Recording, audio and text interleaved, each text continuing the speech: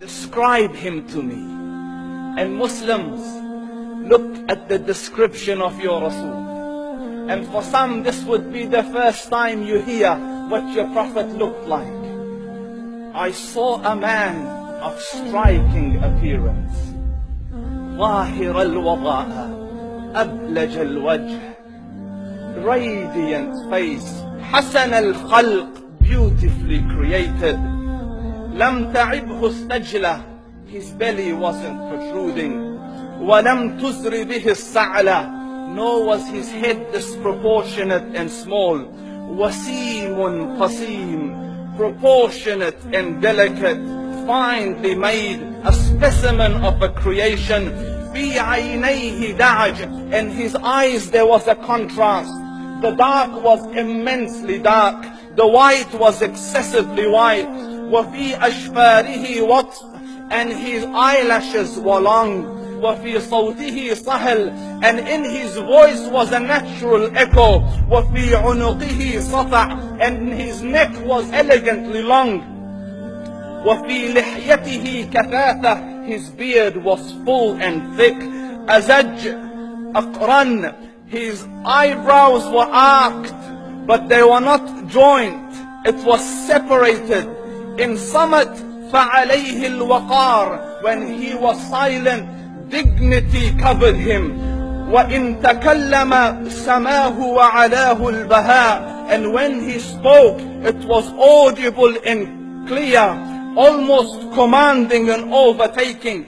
أجمل الناس وأبهاهم من بعيد, from afar the most striking and outstanding in appearance. وأحسنهم وأجملهم من قريب, and when he came near, the best of them and the most handsome of them in closeness. حلو المنطق, such an exalted and sweet level of logic. Like when he used to speak, it was so coherently logical, it was smooth and easy to understand. فصل لا نزر ولا هذر, he was to the point, not excessive nor too short.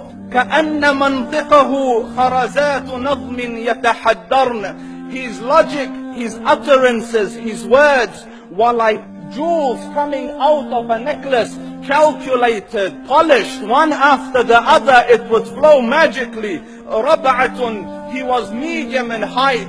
Your eye didn't have to strain to look up at him, nor was it tedious to look down at him. He was a comfortable sight to look at. له رفقاء يحفون به, he had friends, the people that were with him, they were working around him to try to serve and protect him. إن قال سمعوا لقوله, when he used to say something, they used to hearken to what he used to say. وإن أمر تبادروا إلى أمره, when he commanded, they used to compete to fulfill the command. This is Muhammad Rasulullah. This is Muhammad Rasulullah. Anas ibn Malik says, he says, I came out one night, it was the full moon night.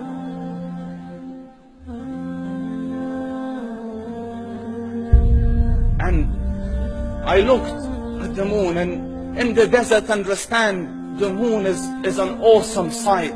It is smooth, it is radiant, it is clear, it is gentle compared to the scorching sun of which they are used to.